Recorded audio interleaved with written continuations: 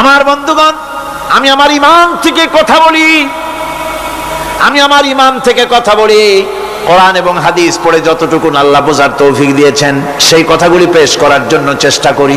বন্ধুগণ, এদিক ওদিক কোনো দিকে না ঘুরে মসজিদে যান, মসজিদে গিয়ে নামাজ পড়েন, আর আল্লাহর কাছে হাত পেতে আল্লাহরে বলেন। সেজদা গিয়া যখন রব্বুল আলামিনের দরবারে কিছু চাইবেন, হুজুরের কাছে জিজ্ঞেস করা হয়েছে, হুজুর, বান্দা কখন আল্লাহর নিকটবর্তী হয়ে যায়?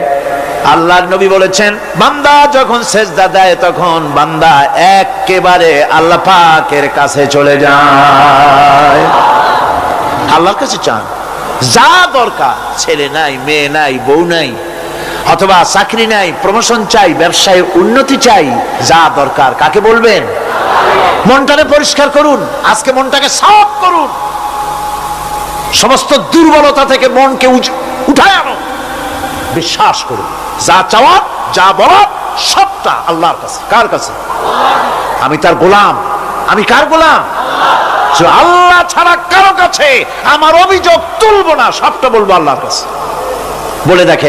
বলে দেখেন আল্লাহ পাক কিভাবে আপনাকে সাহায্য করেন। সুবহানাল্লাহ। ভাইরা আমার, আল্লাহ রাব্বুল আলামিন রাসূল করিম সাল্লাল্লাহু আলাইহি ওয়াসাল্লামকে বলেছেন, ফাইদা ফারাগতা ফানসাব ওয়া ইলা রাব্বিকা ফারগাব। যখন তুমি খালি হাত হয়ে যাবে, দাঁড়িয়ে যাবে এবং তোমার রবের কাছে মিনতি জানাবে, কিছু যখন থাকবে না, তোমার রবের কাছে দাঁড়ায় যাও আর তার কাছে মিনতি জানাও, তোমাকে আল্লাহ ভরপুর করে দিবেন। ভান্ডের কোনো অভাব নাই। আমাদের ভান্ড হচ্ছে যত দেব তত কমবে, আর আল্লাহর ভান্ড যত দেয় তত সমান সমান থাকে, মোটেই কমে না। সুতরাং দয়াল বাবা, বাবাজান, কেবলাজান বাবা কি যে কবে আর কি করবে দিশা করতে পারে না। গান বাজনা, তারপরে গোসল শরীফ, কি জানি হাবিজাবি শরীফ, কোন শেষ বেদাত দিয়ে ভরে গেছে। এগুলি বিশ্বাস করবেন না, বিদআত খারাফা, এর সাথে মুসলমানের কোনো সম্পর্ক নাই। গান বাজনার সাথে মুসলমানের কোনো সম্পর্ক। হাতে কতগুলো ঢোল নিয়ে তারপরে মাজারের কাছে গিয়ে ঢোল বাজায়, কবরের কাছে, মাথায় কতগুলো চুল, দাঁতে ময়লা, মোষগুলা ঠোঁট দুইটা ঢাইকিয়া দাড়ির কাছে এসে পড়ছে। হায় হায় রে, এই রকমের মোষ আমি মাঝে মধ্যে চিন্তা করি যে দই খায় কেমনে এরা, গাঁজা মদ খাইয়া এগুলো মাজার মধ্যে গিয়ে পড়ে থাকে। আর কি জানি আছে ওইটারে ঘষে আর বলে, মদিনা যাব কেমনে, মদিনা যাব কেমন। তুই মদিনা যাবি কেমনে? মদ খেয়ে গাঁজা খেয়ে তুই যাবি মদিনা? একটা কথা হইলো? তোর নাপাক কদম আল্লাহ পাকের আরদে মুকাদ্দাসে উঠতে পারে না। বদকার, জিনাকার, শারাবি, কাবাবি, আল্লাহ পাকের নাফরমান, কতগুলা শালু কাপড় গায়ে দিয়া মাথায় কতগুলা চুল রাখিয়া তারপরে গ্রামের নামে শরীফ। আশ্চর্য কথা, এই গ্রামের নাম শরীফ, ওই গ্রামের নামের মাথায় গিয়া শরীফ। শরীফ তো মক্কা শরীফ, মদিনা শরীফ, কোরআন শরীফ, হাদিস শরীফ। আর শরীফের দরকার নাই। শরীফের জাত মারছে গ্রামে গ্রামে শরীফ লাগাইয়া, কর্ণফুলী শরীফ, চন্দ্রকোনা শরীফ। আশ্চর্য কথা, শরীফ শব্দের একটা ইজ্জত থাকা উচিত, ঠিক কিনা কন? আপনাদেরকে সতর্ক হতে হবে। আনুগত্য এবং গোলামি সকল ব্যাপারে আল্লাহ পাকের করতে হবে, চাইতে হবে কার কাছে? আল্লাহর কাছে। আমার এই কথা আপনাদের মনে আছে কিনা জানি না। সম্রাট শাহজাহানের সময় এক ফকির, এক ভিক্ষুক ভিক্ষা করে বেড়াতো। 70-80 বছর বয়স হয়ে গিয়েছে।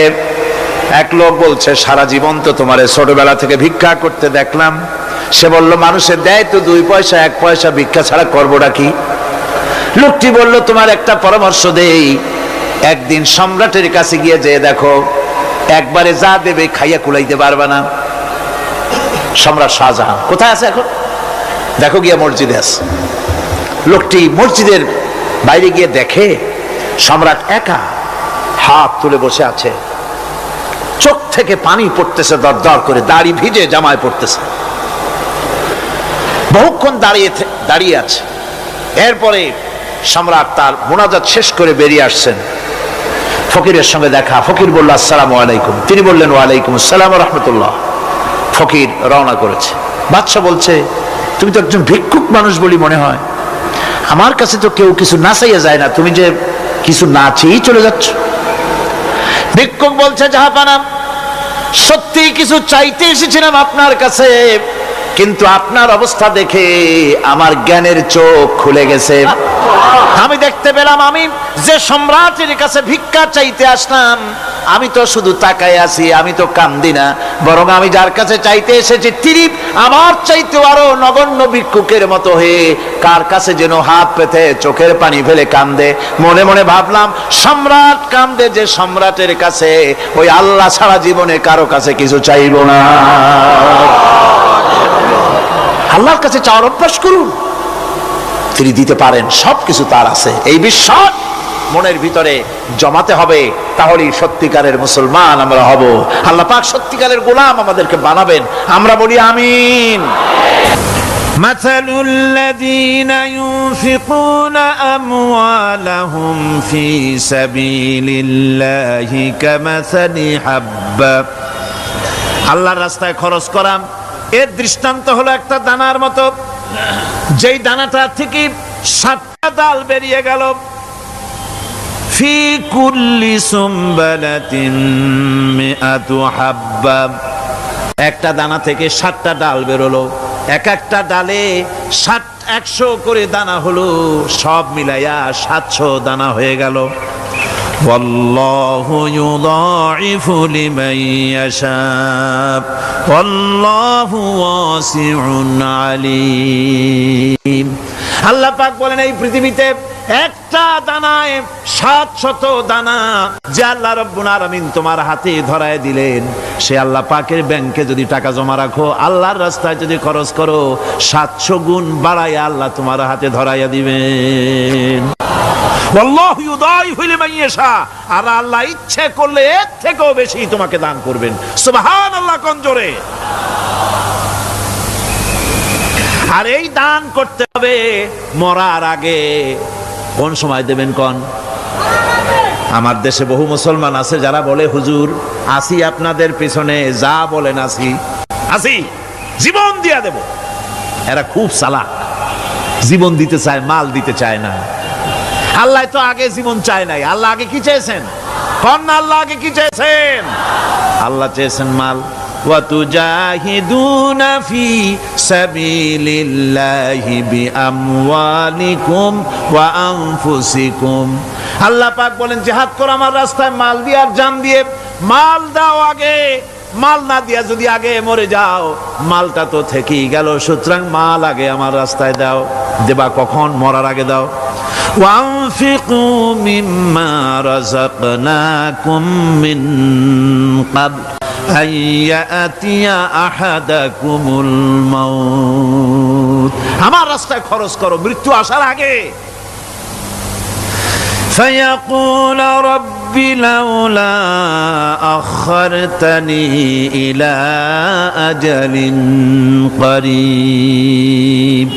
যদি মরার আগে না দাও, মৃত্যুর সময়, মৃত্যু যখন এসে গেল, সেই সময় যদি বলো, অনুশোচনা যদি করো, আহারে যদি আমি সময় পাইতাম, একটুখানি যদি সময় দিতে আল্লাহ, একটু সময় আমারে যদি দাও, ফাসাদ্দাকা ওয়া আকুম মিনাস সলিহিন। দান সদকা করব, সব আল্লাহর রাস্তায় দিয়ে দেব, আর আমি সালেহ বান্দাদের মধ্যে শামিল হয়ে যাব। আল্লাহ একটু সময় আমারে দাও।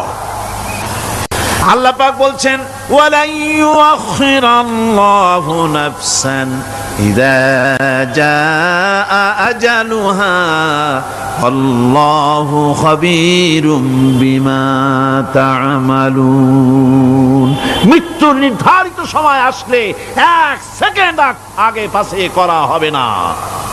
সুতরাং মৃত্যুর আগে খরচ করো। আপনি মনে করবেন যে আপনি মরে গেলে পরে আপনার ছেলে মেয়ে আপনার জন্য করবে, খরচ করবে। হ্যাঁ করবে, ঠিক। মরার পরে কুলখানি, কুলখানির পরে 40, তারপরে শেষ। এরপর আর করবে না। আপনার ছেলে মেয়ে যে আপনার জন্য করবে তার প্রমাণ তো আপনি নিজে। আপনি আপনার ছেলের মেয়ের জন্য কি করে, আপনার মা বাবার জন্য কি করছেন? আপনার মা বাবার জন্য যদি আপনি কিছু না করে থাকেন, আপনার ছেলে মেয়েও আপনার জন্য করবে না। সুতরাং নিজের কাজ নিজে করেন। আপনার পিঠ যদি চুলকায় আর নাতিরে যদি বলেন নাতি পিঠটা চুলকায় দাও, সে যে জায়গা চুলকাবে আপনি করবেন উত্তর দিকে, সে উত্তর দিকে, দক্ষিণ দিকে, উপরে, নিচে, পিঠে, পাছার কাছে, যে জায়গায় আঙ্গুল দেবে আপনি করবেন ওখানে না, আবার আরেকটু উপরে দাও, আরেকটু পাশে দাও, জায়গা মতো পড়বেই না। আর কষ্ট করে নিজের হাতটা যদি পৌঁছাইতে পারেন জায়গা মতো পড়ে, একবার চুলকানি মারলেই চুলকানি শেষ, ঠিক কিনা? সুতরাং আপনি অন্যের উপরে ভরসা না করে নিজের খরচ নিজেই করে যান, নিজের কাজ নিজে করে যান, আল্লাহর রাস্তায় খরচ করে যান, বেশি পরিমাণে খরচ করেন।